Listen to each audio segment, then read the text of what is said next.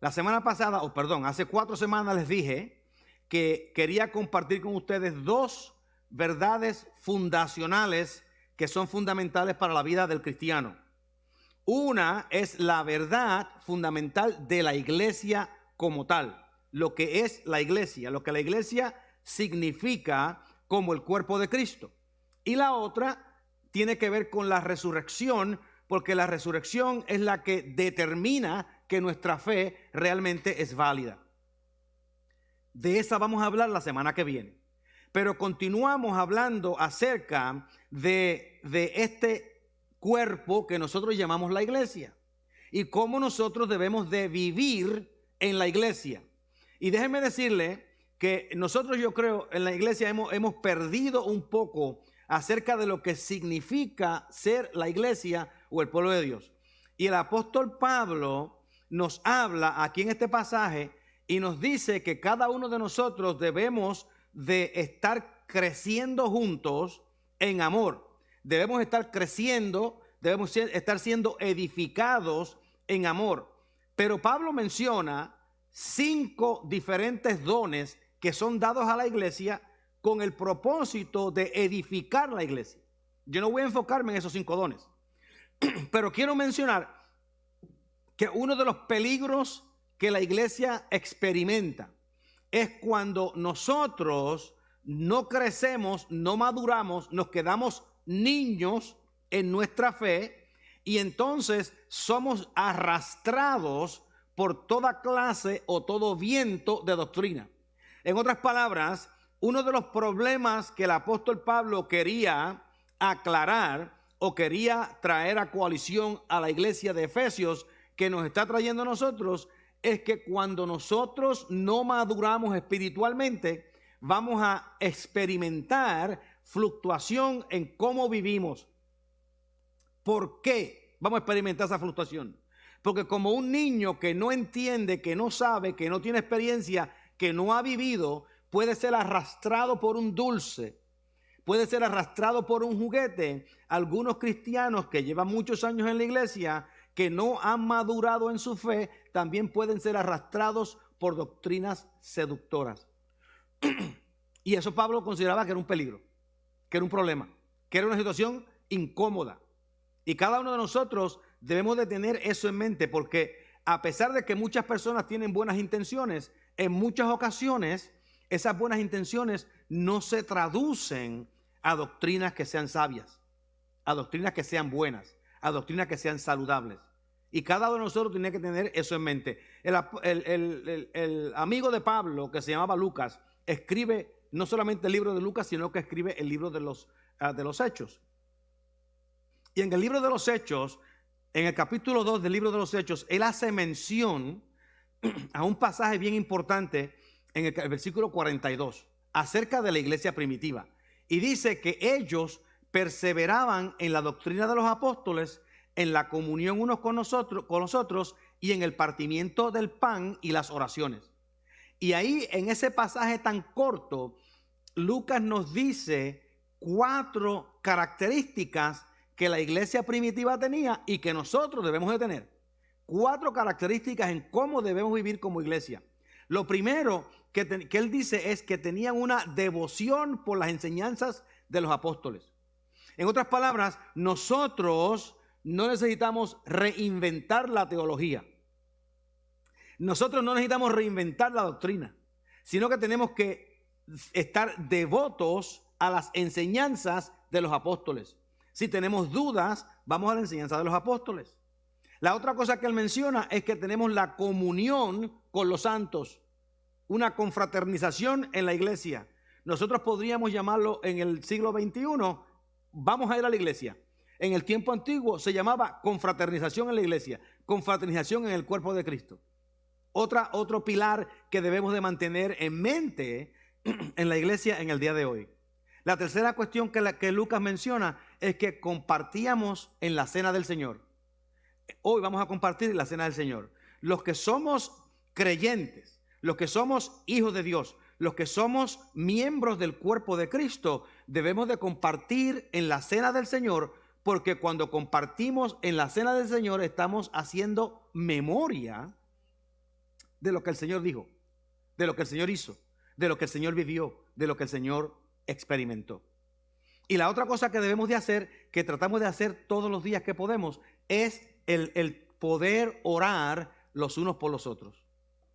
Eso se hace en la confraternización de la iglesia. Yo tengo un problema con el asunto de cómo nosotros confraternizamos en la iglesia, de cómo nosotros compartimos en la iglesia, de cómo nosotros crecemos en la iglesia. No por aquellos que vienen, sino porque en muchas ocasiones nosotros damos por sentado nuestro servicio, damos por sentado nuestra vida. Y en muchas ocasiones nosotros comenzamos a vivir una vida que no es agradable a Dios, porque nos apartamos de la comunión de la iglesia. Y yo creo que es importante que comencemos a regresar de nuevo. Déjenme decirle algo que quizás algunos de ustedes sepan y quizás algunos de ustedes no sepan.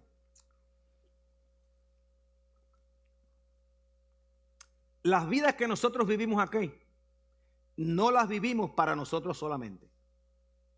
Las vidas que nosotros vivimos aquí, las vivimos para nuestros hijos y para los hijos de nuestros hijos. Las heridas, las disfunciones que yo tengo, se las voy a pasar a mis hijos. A menos que yo comience a sanar de esas heridas, comience a ser redimido de mis disfunciones, para que mis hijos y mis nietos y mis bisnietos no tengan que confrontar esas mismas situaciones. Pero cuando comenzamos nosotros a sanar, cuando comenzamos nosotros a hacer el cambio, cuando comenzamos nosotros a tomar conciencia de esta realidad, no cuando tengamos 65 años, porque cuando tengamos 65 años ya nuestros hijos están viejos en sus casas y ya tenemos nietos. Cuando comenzamos a crear esa conciencia es en el momento que conocimos al Señor. Desde ese día comenzamos a crear conciencia para sanar, para instruir a nuestros hijos, cosa de que cuando ellos lleguen a la edad de adultos, ellos ya tengan una formación de fe donde puedan decir: yo en mi casa aprendí a vivir de acuerdo a lo que el Señor demanda. Porque si esperamos que tengamos 80 años, hermanos, se nos pierden. Déjenme decirles las estadísticas. Esto es una estadística real de la vida real. Si usted no ha influenciado a sus hijos para el momento que llegan a los 18 años, los va a perder. Usted no va a tener ya influencia para que ellos vengan al Señor. Si se van a salvar, si se van a arrepentir, si van a hacer un cambio, tiene que ser porque otra persona los influencia en otro lugar después de haber pasado por el fuego.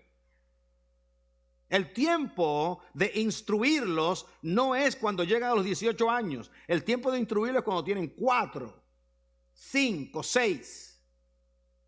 Porque más tarde no podemos rescatarlos de esa vida.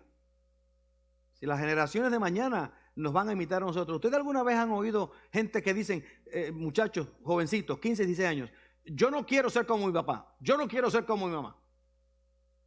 Se van de la casa, van a la universidad, se casan y a los 45 años miran para atrás y dicen: yo soy exactamente como mi papá, yo soy exactamente como mi mamá.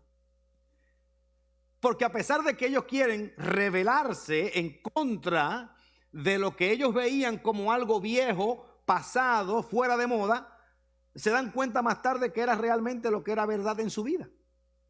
Que sus padres tenían una fe genuina que los podían llevar a un camino bueno. Así que nosotros tenemos que aprender a vivir de tal manera que nuestras vidas duren más que nuestros días aquí en la tierra. Tenemos que aprender a vivir de tal manera que cuando pasamos de este mundo al mundo eterno, todavía nuestra memoria pueda arrastrarse más allá de nuestra vida. ¿Y cómo se arrastra? A través de nuestros hijos, a través de nuestros nietos, a través de nuestros bisnietos, donde haya un recuerdo de la influencia que usted ha tenido. Déjeme decirle 4 fundamentos sólidos. Yo solamente se los voy a mencionar. 4, que nosotros no podemos negociarlos, cambiarlos o tratar de ajustarlos. 4. Número 1 es: Jesús es el Cristo, el Hijo de Dios. Eso no podemos cambiarlo. Eso no podemos ajustarlo, no podemos hacer nada con eso. Jesús es el Cristo, el Hijo de Dios. Y esa confesión la hace Pedro, y el Señor mismo le dijo a Pedro: sobre ese fundamento yo voy a edificar la iglesia. Así que cada uno de nosotros que está aquí en este lugar debe de creer, de afirmar con convicción de que Jesús es el Cristo, el Hijo de Dios, porque ese es el fundamento de la iglesia misma. La segunda fundación es que Jesús murió, Cristo murió por los pecados de toda la humanidad, para que todo el que crea en Él pueda ser salvo. Eso no lo podemos cambiar, no lo podemos ajustar, y no podemos ponerle, como decimos allá en el barrio mío, paños tibios para que se sienta mejor. Es lo que es. Los pecadores son pecadores, y sin Cristo no van a tener acceso a la presencia de Dios. Eso es lo que es. La tercera fundación, o pilar podemos llamarlo: Cristo se le resucitó de los muertos como evidencia de que Él era el Hijo de Dios, y para demostrar que tenía el poder para acreditarnos a nosotros su vida eterna. Eso es una realidad acerca de Cristo. Y finalmente, la iglesia es el vehículo a través del cual Dios trae a los salvos a una comunión consigo mismo. Así que ahí está el fundamento. Estamos pensando a fundamentar el dónde estamos. Eso es la puerta antigua. El apóstol Pablo, hablándole a la iglesia de los Corintios, que era lo que mencioné ahorita, pero que tengo que mencionarlo ahora. Hablándole a la iglesia de los Corintios, el apóstol Pablo hace mención de algo bien interesante. Él dice que él era un perito arquitecto, era un experto arquitecto. Y Pablo, como experto arquitecto, en el capítulo 3 de 1 Corintios, verso 10, él comienza a hablar. Y él va a hablar de cómo es que cada uno construye. Vamos a leerlo. 1 Corintios 3, verso 10 hasta el 15. Y la palabra del Señor dice así: conforme a la gracia de Dios que me ha sido dada, yo, como perito arquitecto, puse el fundamento, y otro edifica encima. Pero cada uno mire cómo sobreedifica. Cada uno mire cómo sobreedifica. Porque nadie puede poner otro fundamento que el que está puesto, el cual es Jesucristo. Y si sobre este fundamento alguno edificare oro, plata, piedras preciosas, madera, heno, hojarasca, la obra de cada uno se hará manifiesta, porque el día la declarará, pues por el fuego será revelada, y la obra de cada uno, cual sea el fuego, la probará. Si permaneciere la obra de alguno que sobreedificó, recibirá recompensa. Si la obra de alguno se quemare, él sufrirá pérdida, si bien él mismo será salvo, aunque así como por fuego. Este pasaje no es muy complicado. Pablo dice algo bien sencillo. Dice: yo estoy estableciendo las doctrinas de la iglesia en el fundamento que es Cristo. Y él dice: en lo que a la iglesia pertenece, en lo que a la iglesia concierne, no hay otro fundamento. Este es el único fundamento, Cristo. Él dice que todos los que vienen detrás de él, nosotros, miles de años después, nosotros podemos continuar construyendo, edificando nuestras vidas y la iglesia en el fundamento que es Cristo. Y él nos dejó las guianzas de cómo eso debe de funcionar. Pero nadie puede establecer otro fundamento. Vamos a decir que usted vaya a un edificio que tiene 3 pisos de alto y usted quiere construir encima del tercer piso. Si usted va a construir encima del tercer piso, usted tiene que construir encima del tercer piso, pero no puede establecer otro fundamento porque ya está muy tarde, el fundamento está abajo en el piso primero. Usted lo único que puede hacer es construir en ese piso que está ahí o montarse en el elevador, bajar a la tierra y construir otro fundamento diferente, pero ya no está en el mismo edificio. La iglesia está fundamentada en Cristo. La iglesia está fundamentada en las verdades del evangelio. Nosotros podemos construir en esas verdades, pero nosotros no podemos establecer un evangelio diferente. No podemos establecer una doctrina diferente, porque el fundamento ya fue establecido.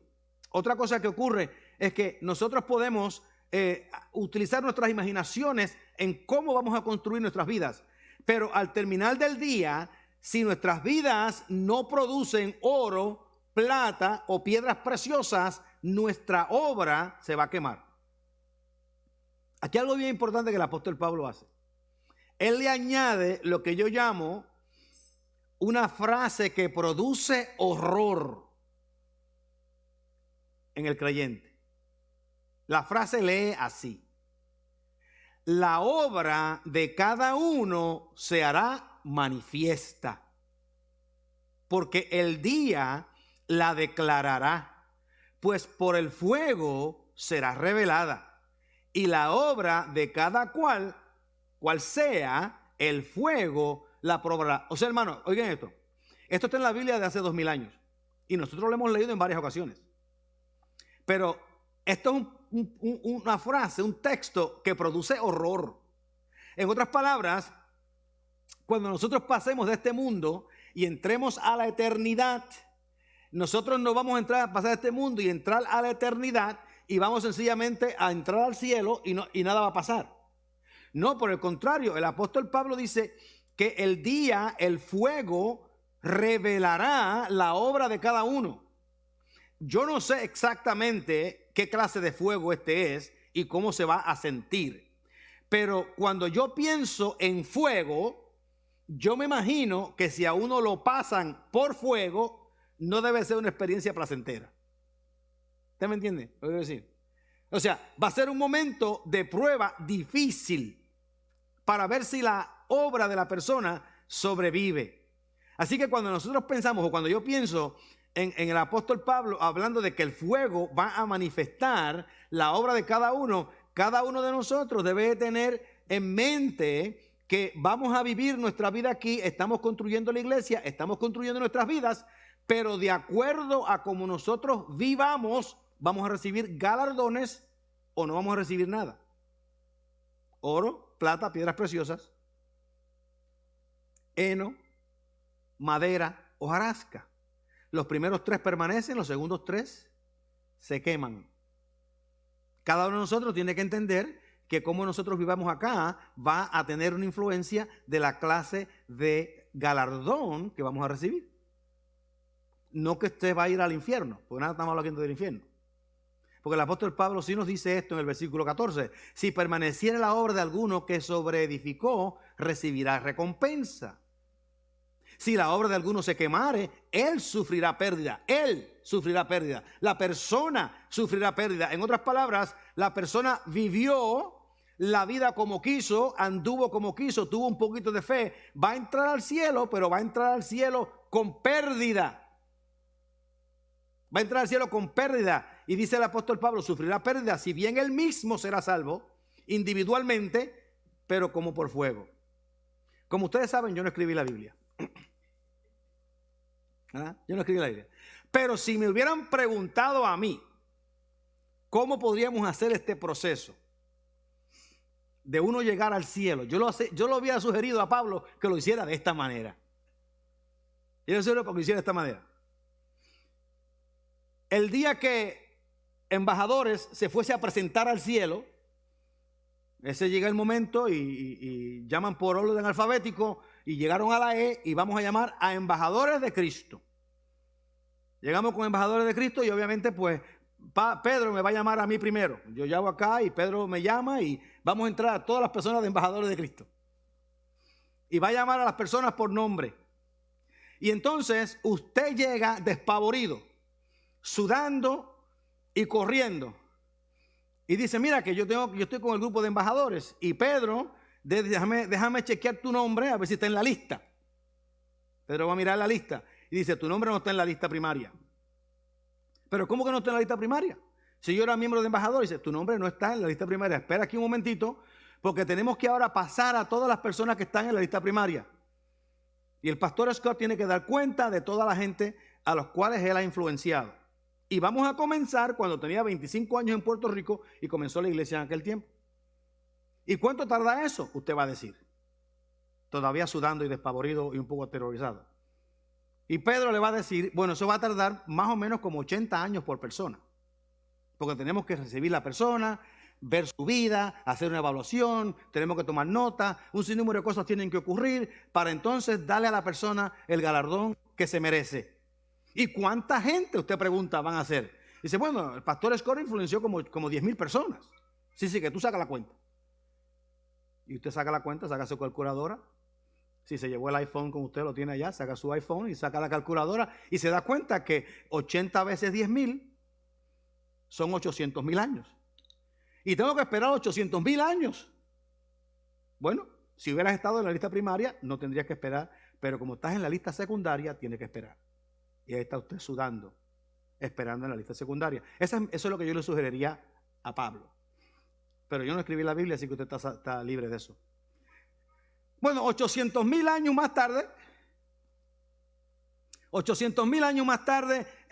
Pedro llama al ángel Miguel y le dice, Miki, pregúntame a ver si encuentras a Juan Pérez de Embajadores de Cristo. Él va allá y dice, lo más seguro está en la lista de los quemados. Entonces llama para atrás y le dice a Miguel, le dice a Pedro, huélele la ropa. Entonces le huele la ropa. Dice, ¿cómo huele? Y dice, la ropa huele como que estaba jugando con fuego. Y entonces él le dice, ok, pues entonces está en la lista de los quemados. Y viene para acá y le trae su nombre. Y Pedro le lee estas palabras. Si la obra de alguno se quemare, él sufrirá pérdida. Si bien él mismo será salvo, pero como uno que se escapó corriendo a través del fuego. Yo le añadí esa frasecita. Corriendo a través del fuego. O sea, la persona recibió a Cristo y vivió una vida que no estaba de acuerdo al fundamento de las Escrituras. Por la sangre de Cristo y la misericordia de Dios se salva, pero su jornada de vida no fue una jornada que creó una vida sólida. Mira lo que sucede. Yo también le sugeriría a Pedro o a Pablo, o el que escribió, yo le sugeriría que la persona que se salva como por fuego, que entre solo, que no entre con nadie, entra solo. El que se salvó, que escribió, que hizo oro, plata y piedras preciosas, entra con sus hijos y con sus nietos y con sus bisnietos y con todas las generaciones que fueron bendecidas.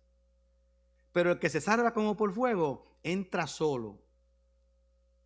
Si algunas personas dicen, yo cuando llegue al cielo, yo estaría alegre nada más que de entrar. Yo no. Yo cuando llegue al cielo, yo quiero estar sentado viendo el juego detrás de home plate. Yo quiero estar sentado en el juego donde me sirvan todo lo que pueda comer uno de comida. En los palcos más costosos. Yo quiero estar en el juego en el mejor lugar. O sea, yo no quiero entrar al cielo, como decimos allá en Puerto Rico, raspando como que me escapé del fuego. Queremos vivir unas vidas que sean agradables a Dios y satisfactorias para nosotros, pero somos negligentes en cómo vivimos y en cómo andamos. Porque tomamos la obra de Dios por sentado y vivimos como si esto que hacemos acá no fuera importante. Déjeme decir una preocupación que yo tengo. Yo esto lo he hablado con Víctor en cientos de ocasiones. Nosotros tenemos que retornar al lenguaje bíblico.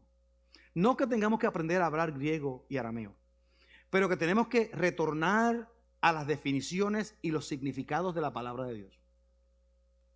Porque la tomamos muy ligeramente y hablamos un lenguaje que traiciona el mensaje bíblico. Si alguno de ustedes es fanático de béisbol, como yo soy fanático de béisbol, Usted oye que a veces un bateador se poncha, como decimos en Puerto Rico. Le dieron 3 strikes y fue out, se ponchó. Y en el próximo turno, ese mismo bateador conecta un home run, conecta un cuadrangular. Y el narrador dice, fulano de tal se redimió a sí mismo. Se redimió porque primero se hizo un out y después conectó un home run. Y eso es lo que la palabra redimir significa. Que uno puede redimirse a uno mismo. Es eso lo que la palabra significa. Pero la usamos. Y cuando la usamos, disminuimos el significado de la palabra. No porque tengamos malas intenciones, sino porque disminuimos el significado. El punto de redención quiere decir que la persona que está siendo redimida no podía redimirse a sí mismo. Y necesitaba a alguien, un redentor, un Goel, que lo pudiera redimir. Y nosotros utilizamos el lenguaje en muchas ocasiones. Y en el propio lenguaje que nosotros utilizamos, en el propio lenguaje que dedicamos para referirnos a las cosas del mundo o a las cosas del evangelio, traicionamos el mensaje del evangelio. No porque querramos, no porque tenemos malas intenciones, no porque queremos hacerle daño a alguien, sino porque sencillamente adoptamos el lenguaje del mundo, lo traemos a la iglesia y en lugar de construir unas vidas que sean sólidas en la presencia de Dios, estamos construyendo unas vidas que son resbalosas, que son ligeras, que son superficiales, sin convicciones. Una vida que no tiene un fundamento sólido. Usted sabe lo que es que yo leí recientemente una encuesta donde el 52%, eso es más de la mitad, el 52% de las personas que van a la iglesia no creen que Jesucristo resucitó de los muertos. ¿Cómo puede ser eso posible? ¿Cómo puede ser posible que una persona, miembro de una iglesia, viviendo la vida de iglesia, y que el 52% de ellos no crean que Jesucristo resucitó de los muertos? Y la semana que viene vamos a hablar de la resurrección. Así que cada uno de nosotros debemos hacer lo que dice el apóstol Pablo, que lo voy a mencionar la semana que viene, pero lo tengo aquí para leerlo. Dice, así que hermanos míos, estad firmes y constantes, creciendo en la obra del Señor siempre, sabiendo que vuestro trabajo en el Señor no es en vano, sino que tiene una recompensa. Tiene una recompensa. Y cada uno de nosotros debemos de vivir de acuerdo a esa promesa que Dios ha hecho, de acuerdo a esa recompensa. Miren, hermanos, ¿cuántos de ustedes alguna vez han oído de alguien que recibió un correo electrónico de un príncipe de Nigeria en África ofreciendo que tenía $15 millones en un banco en Suecia, y si usted le mandaba $1,000, él le compartía la mitad de los 15 millones con ustedes? ¿Ustedes han oído una cosa así? Eso ha ocurrido en un sinnúmero de ocasiones. ¿Usted sabe que hay gente que le han enviado el dinero al príncipe de Nigeria? Y todos son príncipes, y todos son de Nigeria. Todos son príncipes, y todos tienen millones y millones de dólares, y todos quieren compartir los millones con usted. No sabe quién usted es, no sabe dónde usted vive, no sabe si usted es buena gente o mala gente, pero él está deseoso de compartir esos millones con usted. Y la gente le envía el dinero. ¿Por qué caemos en esas estratagemas? ¿Por qué somos susceptibles a esas estratagemas? Una de las razones principales es que nos hacemos ricos sin hacer nada, porque este príncipe me va a dar $5 millones. ¡Qué bendición! Le envía los $1,000 y el príncipe se queda con los $1,000 y usted no vuelve a oír de él jamás. Y podemos todos caer en eso. Pero imagínense ustedes si eso ocurre a través del internet o a través de una carta que uno recibe imagínense cuántas otras personas hay engañando y siendo engañados. El apóstol Pablo dijo, y termino con estas palabras, dijo que el Señor estableció primero apóstoles, profetas, evangelistas, pastores y maestros. El propósito de establecer apóstoles, profetas, evangelistas, pastores y maestros fue para que esa gente fueran los que guardaban el rebaño, protegieran la salud espiritual y doctrinal de la iglesia. Ese es el propósito por los cuales los apóstoles, profetas, evangelistas, pastores y maestros existen. Pero hoy en el siglo XXI tenemos muchos de esos 5 líderes de iglesia invitando a los lobos dentro de la iglesia. Y algunos de ellos ocupan la posición siendo lobos vestidos de ovejas. Y la iglesia sufre. Y el fundamento se tambalea. Y nuestra vida espiritual está produciendo heno, madera y hojarasca. Y ni siquiera sabemos que estamos produciendo unas obras que se van a quemar el día del juicio. Es tiempo de que entendamos a la iglesia de un poquito diferente. De que entendamos este grupo que está aquí, un poquito diferente. De que esto es algo que Dios lo considera como muy serio y muy importante para nuestro desarrollo espiritual.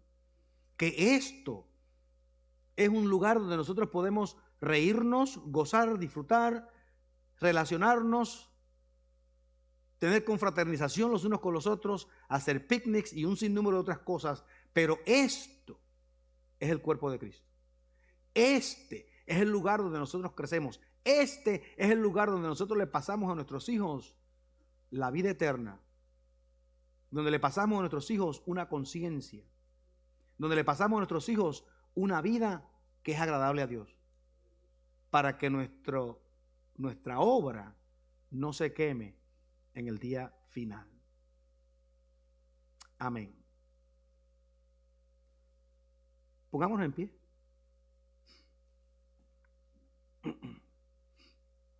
Gloria a Dios. Señor, te doy gracias por esta bendición.